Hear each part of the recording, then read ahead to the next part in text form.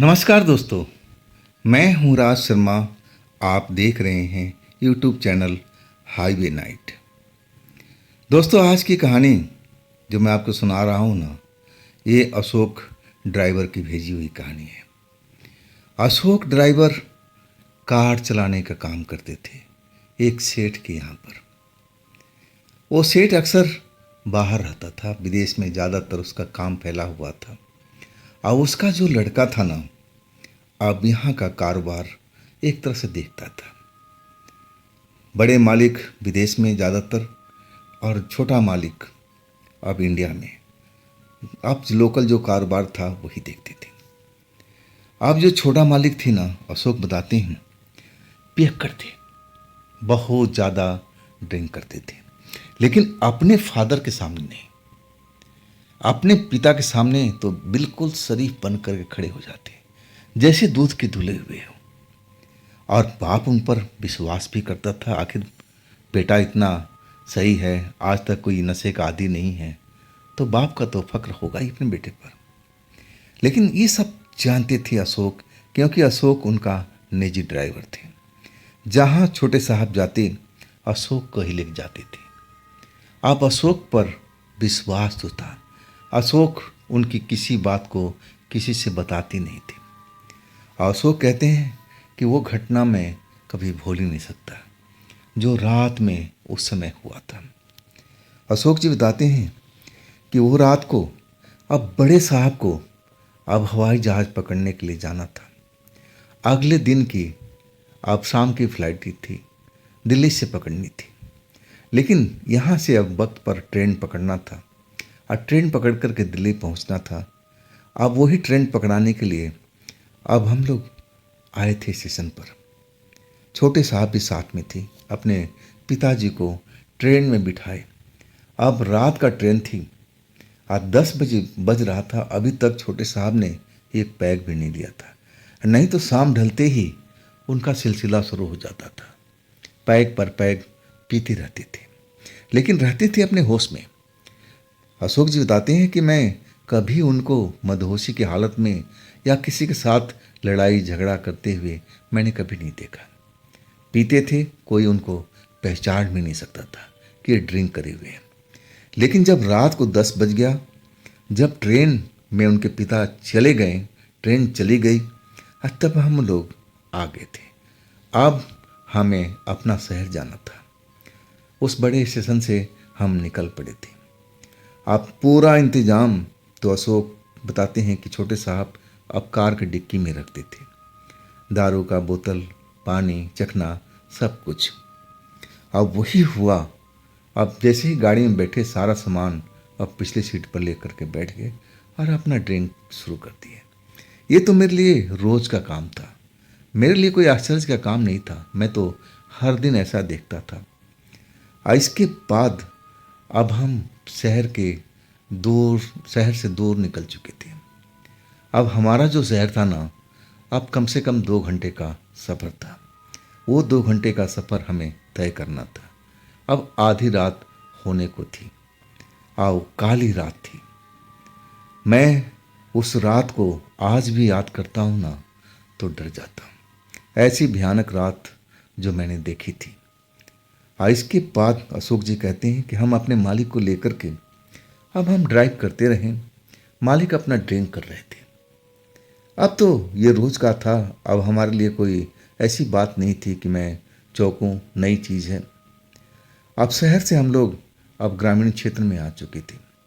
Road जो थी सुनसान होने लगी थी, और एक तरह से कहा जाए तो अब बिल्कुल सुनसान भी पड़ चुकी थी, क्योंकि अब आधी रात होने जा रही थी और पूरा एरिया अंधेरे में डूबा हुआ था। अब अचानक अब छोटे साहब को बाथरूम लगा, पेशाब करना था। अब मुझसे कहने लगे, अशोक गाड़ी रोको, गाड़ी रोको। मैं देख रहा था, मैं इन चीज़ों पर यकीन करता था। मैं जानता था कि अनजान जगह पर कार को रोकना नहीं चाहिए, और वो भी रात के वक्त में। मैं मालिक को कहने लगा कि मालिक थोड़ी देर अब रुक जाइए, मैं किसी ढाबा पर रोकता हूँ, इसके बाद आप फ्रेश हो जाइएगा। लेकिन मालिक को शायद कंट्रोल नहीं हो रहा था। मैं अब क्या करूं, मालिक मुझे डांट रहे थे, कह रहे अशोक गाड़ी क्यों नहीं रोकता है, गाड़ी क्यों नहीं रोकता है। मैं कहने लगा मालिक ये जो जगह है ना अनजान है, ये जगह आत्माओं से भरी होती है। रात के टाइम कब किधर से आत्मा आ जाए, भूत प्रेत आ जाए, अब हम कैसे बच पाएंगे। मालिक इन चीज़ों पर विश्वास नहीं करते थे, वो तो मजाक उड़ाया करते थे। और कहने लगे कि अशोक तो किस दुनिया में डूबा रहता है, ये जानता है कौन सा साल चल रहा है, और तू अभी भी वही अंधविश्वास में अभी तक डूबा हुआ है। अरे भाई गाड़ी रोक दे, मुझे बाथरूम लगी है, मुझे जाने दे। ये अंधविश्वास की कहानी मुझे बाद में सुना देना, मैं सुन भी लूँगा, लेकिन अभी तो इस वक्त कार को रोक। अब ना चाहते हुए भी अशोक रोके, गाड़ी रोके। आप फिर कहने लगे कि मालिक ऐसा करना, बाथरूम जाना ना तो थोड़ा ताली वाली बजा लेना, पैर और पटक देना, थोड़ा सा शोर कर देना, ताकि वहाँ कोई आत्मा वगैरह हो ना तो हट जाए, नहीं तो आत्मा नाराज हो जाएगी और फिर आप पर विपद भी आ सकती है। अब जो छोटे साहब थे अशोक की बात पर हंसने लगे, कहने लगे तू सुधरेगा नहीं अशोक, हमेशा अंधविश्वास फैलाता रहता है। अरे कौन है भाई यहाँ पर, सड़क खाली है, रोड खाली है, कोई दिखाई नहीं दे रहा, अब तू कह रहा है कि पैर पटक लेना, आवाज़ कर देना, ताली बजा देना, ये क्या मतलब है भाई। अब उनको बर्दाश्त तो हो नहीं रहा था, वो एक पेड़ के पास चले गए बाथरूम करके। और अब इधर जो अशोक थे वो भी अब अपने मालिक को इंतज़ार कर रहे थे कि मालिक आए अब फिर हम लोग चले। और उधर जो छोटे साहब थे पेड़ के पास खड़े होकर बाथरूम कर रहे थे। अब बाथरूम तो निपट भी चुके थे, लेकिन ना जाने उस जगह पर क्या देख रहे थे, क्या हो गया था कि उस जगह से वापस नहीं आ रहे थे। हैरान थे इधर अशोक ड्राइवर कि मेरे मालिक उस जगह पर इतना देर हो गया, अब तक क्या करें। अब मालिक के पास में कैसे जाएं भाई, बाथरूम कर रहे हैं, अच्छी बात तो है नहीं। इंतज़ार करने लगे, आवाज़ भी नहीं लगा सकते थे। मालिक उनसे पहले ही नाराज़ थे कि तू अंधविश्वास फैलाता रहता है। जब काफ़ी टाइम हो गया, लिमिट से ज़्यादा, तब अशोक थोड़ा मन उनका बेचैन हो गया कि अरे मालिक को हुआ क्या, इतना कोई देर तक बाथरूम करता है। जानवर भी इतना देर तक नहीं रुकता है जितनी देर मालिक को अब उस पेड़ के पास में हो गया। अब वो हिम्मत करते हैं और कार से बाहर निकलते हैं, आवाज़ करते हुए अपने पैरों को पटकते हुए अब वो उस जगह पर पहुंचते हैं। अब जब देखते हैं ना मालिक, तो चुपचाप उनके मालिक खड़ा है और बड़ी बड़ी आंखों से वो अंधेरे में घूर रहा है। अशोक एकदम परेशान कि आखिर मालिक को हुआ क्या। अपने मालिक को आवाज़ लगाने लगे, छोटे साहब छोटे साहब। छोटे साहब तो अपने होश में नहीं है, उनको लगा कि अशोक को कहीं दारू का नशा चढ़ गया होगा। खैर छोड़ो, अब कोई बात नहीं। जब दो चार बार जोर जोर से आवाज़ लगाए ना, छोटे मालिक चलिए ना, लेट हो रहा है मालिक, घर भी पहुंचना है, तब अशोक जैसे होश में आए, जल्दी से मुड़े। अब अशोक की तरफ देख करके अब बड़ी आंख दिखाने लगे। अशोक उनकी आंखें देख करके थोड़ा दहशत में हो गए थे। वो पूछे नहीं कि आपको क्या हो गया था, इतनी देर से क्यों आप उस जगह पर खड़े थे, क्या देख रहे थे, पूछ नहीं पाए। अब जो छोटे साहब थे अब अशोक के साथ कार में आ चुके थे, अपनी पिछली सीट पर बैठ गए थे। अब फिर अशोक अपना कार ड्राइव करने लगे। मालिक जो थे ना अशोक को बताने लगे कि बिल्कुल शांत हो गए थे, ना तो स्मोक कर रहे थे और ना ही अभी कोई ड्रिंक कर रहे थे। उनका जो नेचर था वो मैं जानता था। थोड़ी थोड़ी देर के बाद में वो छोटे छोटे पैक बना करके आराम आराम से पीते थे, लेकिन वो बाहर खिड़की की तरफ झांक रहे थे, जैसे किसी को देख रहे हो, बिल्कुल शांत पड़े हुए थे। अब जो अशोक थे थोड़ा मन उनका बेचैन हो गया कि आखिर मालिक को ये क्या हो गया है, क्यों कुछ बोल नहीं पा रहे हैं, ना हमसे बोल रहे हैं, ना उतना टाइम हमने आवाज़ दिया और वो जवाब नहीं दिए। मैं जब ज़ोर ज़ोर से आवाज़ किया तब जाके होश में आए, लेकिन अभी भी उनकी हालत कोई ज़्यादा ठीक नहीं है। ऐसा तो करते नहीं थे, बाहर क्या झांक रहे हैं, खिड़की के बाहर। खैर अशोक अपना कार चलाते रहें, मालिक पर नज़र रखे रहें। लेकिन मालिक ना तो पैक बना रहे थे, ना पानी पी रहे थे, कुछ भी नहीं कर रहे थे। बस खिड़की की तरफ अपना चेहरा किए हुए अंधेरे के दिन देखते रहे थे। अब इसे करते करते अशोक अब कोठी पहुंच गए थे। अब कार पार्किंग में लगाया। अब फिर अपने छोटे मालिक को अब कार से बाहर निकाला।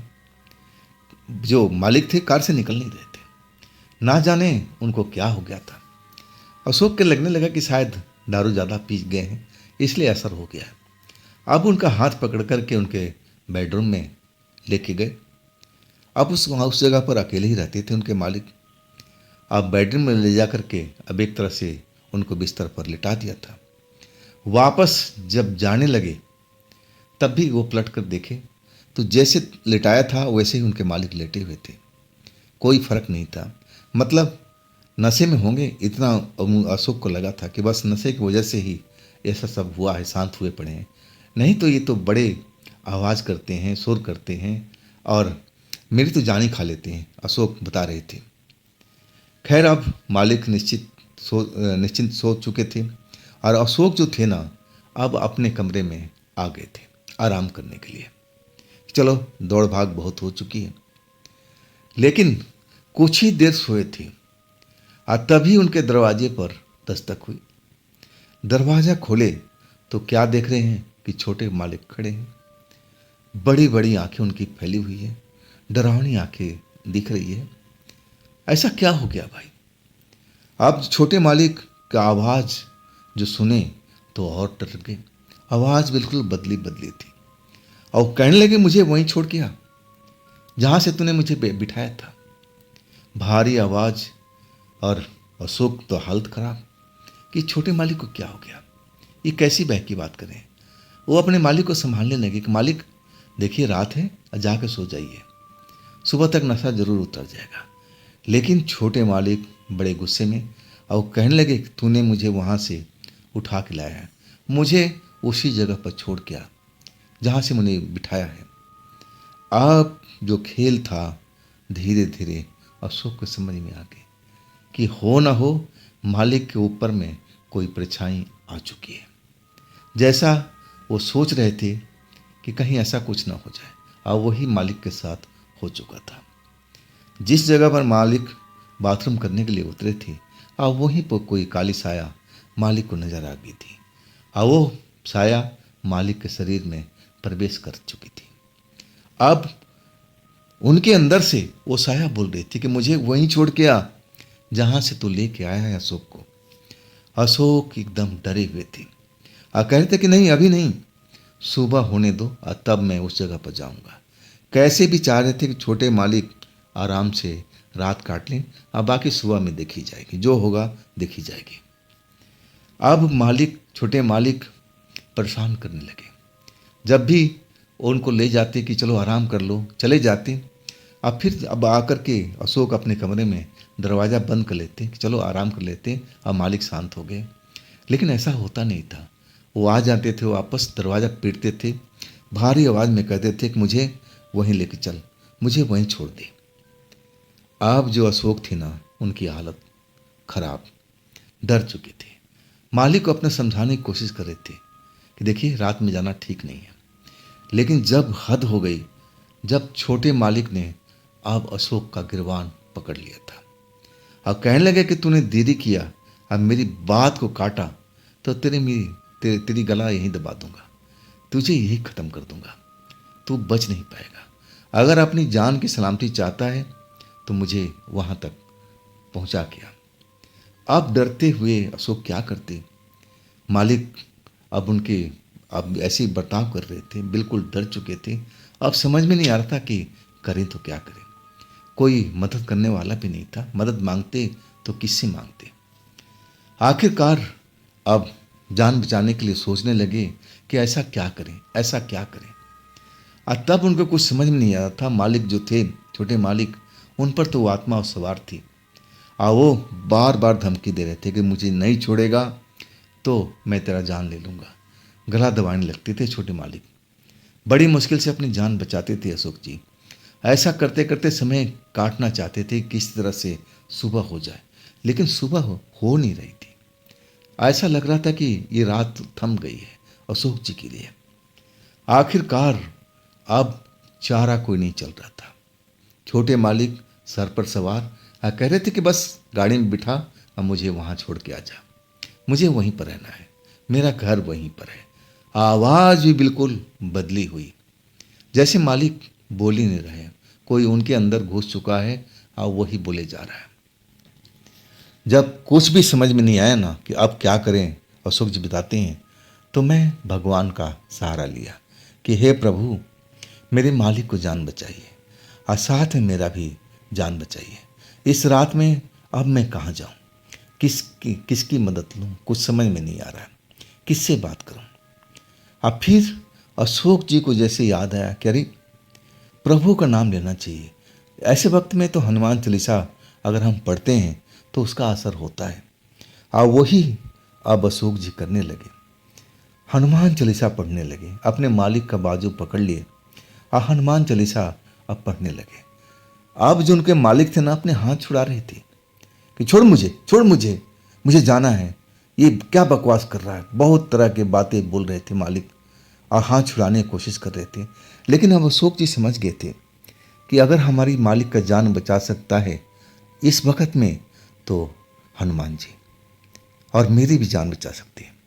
और इसके बाद हनुमान चालीसा पढ़ते रहे। मालिक हाथ छुड़ाने को बेचैन, मालिक चाहते थे कैसे भी धक्का दूं कि अशोक से अलग हो जाऊं, लेकिन अशोक भी अब अपनी जान की बाजी लगा चुके थे कि मालिक चाहे मुझे मार दो, पीट दो, लेकिन मैं आपको छोड़ूंगा नहीं, हनुमान चालीसा जरूर पढ़ते रहूंगा। और वो ऐसे ही करना अब जारी रखें। चोट भी लगी थी, धक्का धुक्की में अशोक जी को सर में चोट भी लगी थी, दीवार से टकरा गए थे। लेकिन इतना चोट लगने के बाद भी अपने मालिक के लिए लड़ते रहे, अपने लिए लड़ते रहे, हनुमान चालीसा लगातार पढ़ते रहे। आखिरकार एक वक्त आया कि मालिक उनका खड़े खड़े अब उन्हीं के कमरे में जमीन पर गिर चुके थे, अपना होश खो गए थे। अब इसके बाद अशोक जी डर चुके थे कि कहीं मालिक के साथ कुछ हो तो नहीं गया, क्या वो आत्मा इनके शरीर में जो प्रवेश किया था कहीं मालिक को मार तो नहीं दिया, आत्मा तो नहीं निकाल ले गया। डर गए थे पूरी तरह से। अब हिम्मत नहीं हो रही थी कि अपने मालिक को देखूं कि जिंदा है या सांस चल रही है या नहीं चल रही है। आखिरकार अब डरते डरते मालिक का हाथ पकड़े, नाड़ी देखने लगे। नाड़ी जो थी महसूस नहीं हो रही थी। गले पर हाथ रखे, सीने पर हाथ रखे, तब उनके दिल की धड़कन चलती ही महसूस हुई। तब उनको एक तरह से राहत मिला था। रात भर अपने कमरे में ही मालिक को रखे। उनकी हिम्मत नहीं हो रही थी कि अब अपना कमरा से बाहर निकल जाए, और हनुमान चालीसा रात भर पढ़ते रहे। उसका असर भी मिला, परिणाम भी मिला। मालिक बेहोश तो थे लेकिन सुरक्षित थे। और जब सुबह हुई ना, तो मालिक खुद अपनी आँख खोल दिए थे, अपने आप को जमीन पर पा करके खुद आश्चर्य में थे। कहने लगे, अशोक, मैं इस कमरे में कैसे आया, क्या हुआ था मेरे को। उनको तो अशोक बता रहे थे कि उनको तो याद भी नहीं था कि उनके साथ में क्या हुआ है। तब अशोक जी बताने लगे मालिक को कि मालिक, आपको मैं मना करता था ना कि देखिए, अनजान जगह पर, पेड़ के पास में, रोड के किनारे कभी बाथरूम नहीं करना चाहिए, खासकर रात को। आत्माएं अब रात में घूमती रहती है, कौन आत्मा किस जगह पर बैठी हुई है, क्या कर रही है। अगर आप गए बाथरूम करने, अगर बाथरूम का एक बूंद भी उन पर पड़ गया, तो अब उनकी शक्ति अपरंपार है, वो आपको छोड़ेंगी नहीं। अब वही हुआ होगा, आपके साथ वही हुआ मालिक। और इसके बाद जो छोटे मालिक थे, भूत प्रेत पर कभी यकीन नहीं करते थे, उनको मानना पड़ गया कि हाँ अशोक, तुम सही कह रहा है। मुझे भी लगा था, मैं जब बाथरूम कर रहा था ना, तो मुझे लगा कि कोई मेरे साइड में खड़ा हुआ है, आगे के सामने में, अब मुझे घूर रहा है। मैं उसकी आंखों में देखने लगा था, आंखें अंगार की तरह जल रही थी। और इसके बाद मुझे होश ही नहीं था। अब छोटे मालिक डर चुके थे और कहने लगे, अशोक, आज की बात मैं तेरी कहना मानूंगा, मैं कभी खुले में सोच नहीं करूंगा, चाहे रात हो या दिन हो। हाँ, कोई इमरजेंसी आ गई अलग बात है, लेकिन मैं कोशिश करूंगा कि मैं ऐसा ना करूं। अशोक वो भी अब जैसा नियम खुद के लिए बनाए थे अपने मालिक के लिए, वो खुद भी ऐसा ही करते थे। कभी भी खुले में ऐसा काम नहीं करते थे। हाँ, ढाबा में कहीं रुकते थे, वहाँ बाथरूम का इस्तेमाल करते थे।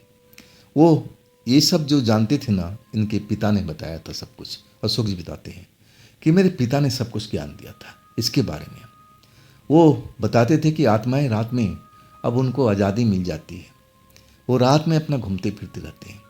कौन आत्मा कहाँ पर है, कैसी आत्मा है, कोई जान तो नहीं सकता ना। और वही हाल हुआ था उस रात को। लेकिन हनुमान जी की कृपा रही कि मालिक भी सुरक्षित रहे और अशोक जी भी सुरक्षित रहे।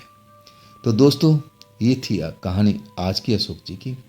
ये कहानी आपको कैसी लगी ज़रूर मुझे कमेंट में बताइएगा। और दोस्तों, ये भी चैनल आप ही का है, तो इसको भी अपना प्यार दीजिएगा, लाइक कीजिएगा, सब्सक्राइब कीजिएगा, शेयर कीजिएगा। और फिर हम मिलते हैं अगले रोज एक ऐसी ही रोचक कहानी में। आप लोग अपना ख्याल रखिएगा। नमस्कार।